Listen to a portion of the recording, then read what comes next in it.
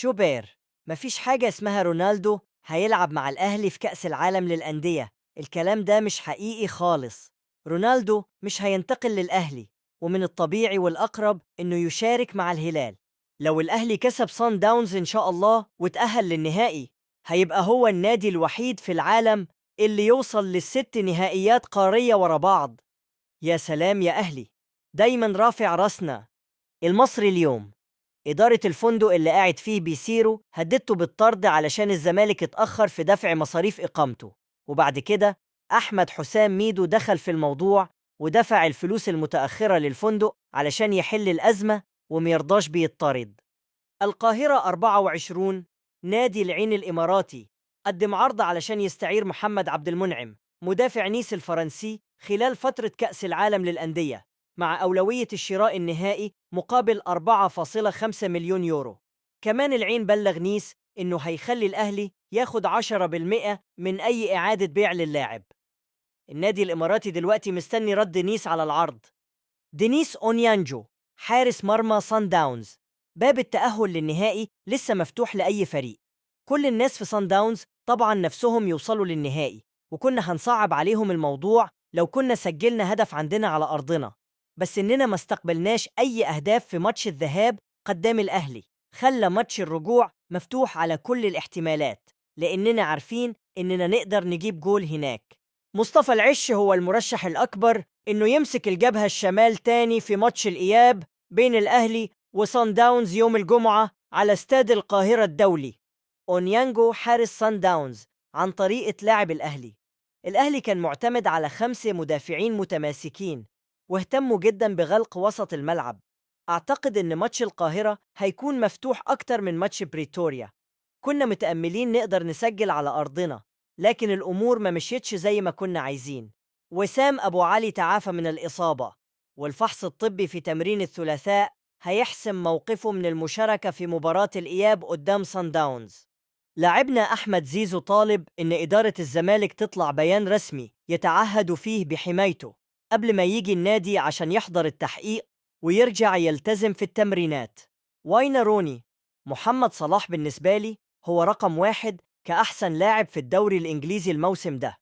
أداؤه كان رائع طول السنين اللي فاتت، والموسم ده كمان واضح إنه ليه دور كبير في اقتراب ليفربول من اللقب، عشان كده هو اختياري الأول. عاجل، على حسب قناة الأهلي، الأهلي هيلاعب باتشوكا ماتش ودي في أمريكا يوم 8 أو 9 من يونيو، وده ضمن استعداداته لكأس العالم للأندية. كريم الدبيس ممكن يرجع التمرين الخميس لو الفحص الطبي طلع تمام، بس مش هيتم المجازفة بيه في ماتش سان داونز يوم الجمعة.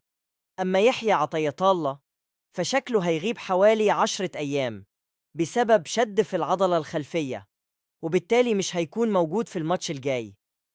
لحد دلوقتي الجهاز الفني في الأهلي ما وصلوش أي تأكيد إن زيزو هينضم للفريق وهيكون معاهم في كأس العالم للأندية، وأول ما يوصلهم خبر رسمي أو حتى قبل الإعلان هيبدأوا على طول يجهزوا الموضوع. أول حاجة هيكلفوا الجهاز الطبي إنه يعمل قياسات بدنية كاملة لزيزو، وبعد كده هيبدأوا ينسقوا مع مدرب الأحمال عشان يحطوا له برنامج تأهيلي جامد عشان يبقى جاهز ويقدر يشارك مع الأهلي في البطولة.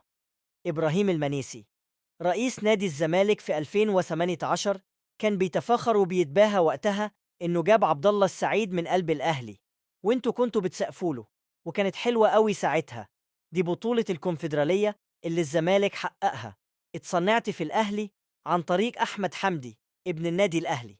بس محدش في الأهلي يقدر يقول كده علشان إحنا عندنا منطق واحترام للرياضة، لأن أحمد حمدي الأهلي باعه وسافر كندا، ومن حق الزمالك أو أي فريق تاني يجيبه. لكن لما إمام يحترف في الدنمارك والأهلي يجيبه، يبقى كده تفريغ للزمالك؟ هو أنتوا لحد إمتى هتفضلوا مخاصمين المنطق؟ مش ناصر ماهر اللي كنتوا بتقولوا عليه أحسن لاعب في مصر في مركزه مش ابن الأهلي؟ والأهلي راح جابه من فيوتشر. هل بقى إحنا هنقعد نعيركم بإننا جبنا ناصر ماهر؟ عدلي القيعي لعمرو أديب.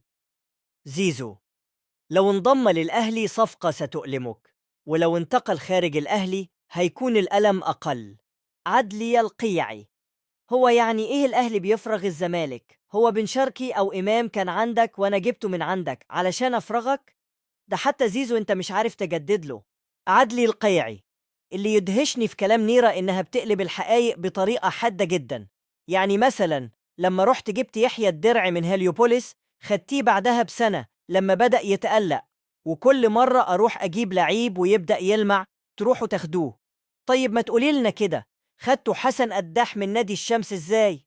أنا شخصيا كنت قاعد مع رئيس النادي وكان معايا الشيك، وقعدنا نتفاوض 3 أيام، وفجأة يجيله تعليمات من رئيس اتحاد كرة اليد هشام نصر إنه يودي اللاعب لنادي الزمالك. هو الاتحاد له الحق إنه يوجه لعيب يروح نادي معين؟ ردي عليا يا أستاذة نيرة. وفي أول الموسم ده الأهلي راح يتعاقد مع لعيب اسمه عدلان، وخدنا استغناء رسمي من طلائع الجيش واللعيب كان موافق. تيجوا انتوا فجأة تغيروا رغبة اللاعب. القيعي: الزمالك بيحاول يعمل شوشرة علشان يخلق حالة جدل قدام الجماهير، وكأنهم بيحاولوا يلاقوا مبرر علشان الجمهور يحس إنهم مغلوبين على أمرهم، وده مش حقيقي خالص. حجم الفلوس اللي اتصرفت على فريق الزمالك والغرامات في السنتين اللي فاتوا أكتر بكتير من اللي الأهلي صرفه. عدلي القيعي: يا أستاذ هشام يا نصر، أنت عايز تقول إن كان في حالة غزل ما بين برشلونة وريال مدريد، وإن الريال كان بيساعد برشلونة علشان يبقى في توازن في كرة اليد؟ يا راجل، ده حصلت مشاكل كبيرة بينهم وقت انتقال لويس فيجو، ووصلت لمظاهرات في الشوارع، وبعدين أنت عايز تضرب الأهلي بالمنتخب؟ هي دي الخطة دلوقتي؟ بتقول إن اللعيبة بقت تفضل تروح الأهلي على المنتخب، وكأن المنتخب بيلعب في الدوري. ده انت رحت قطاعات الناشئين وخدت احسن اللعيبه، واحنا في لعيبه جبنا استغناء رسمي ليهم ومعرفناش ناخدهم. بتدخل منك وانت كنت رئيس اتحاد اليد وقتها. عدلي القيعي على قناه الاهلي: طب يا جماعه، فلوس الزمالك بتيجي منين؟ ده كل موسم بيتعاقدوا مع 10 لعيبه وكلهم بملايين، وفي نفس الوقت عليهم ديون للفيفا، والعمال في النادي مش بياخدوا مرتباتهم، وبعدين بيقولوا مفيش فلوس نجيب حكام أجانب. يا ريت بقى قانون اللاعب المالي النظيف يتطبق بجد. المدير التنفيذي للأهلي: على الرغم من نصائح الدكاترة الطبية للكابتن محمود الخطيب إنه ما يتعرضش للإرهاق الذهني والعقلي، لكن إرادة كابتن محمود هي اللي مخلياه حريص دايما إنه يضحي بكل حاجة علشان النادي الأهلي وجماهيره. ولما بيكون في أي رحلة سفر بياخد معاه ملفات يشتغل عليها أثناء الرحلة. كابتن محمود ما بيوقفش شغل وبيسعى دايما لتحقيق طموحات الأعضاء والجماهير العظيمة، وكمان بنحقق أهداف الدولة المصرية لأننا جزء من الدولة العريقة. أحمد شوبير: انتشر امبارح خبر عن اهتمام نادي فالنسيا بالتعاقد مع حارسنا مصطفى شوبير. في كلام، لكن مع إحدى شركات التسويق، وهي نفس الشركة اللي مسؤولة عن انتقال مرموش لألمانيا وللسيتي، فهي اللي تواصلت مع الأهلي واللاعب. دي القصة كلها، وأنا ما بحبش خالص أتدخل في حاجة تخص مصطفى، لأنني مؤمن إن أولياء الأمور لازم يبعدوا تماماً عن أولادهم.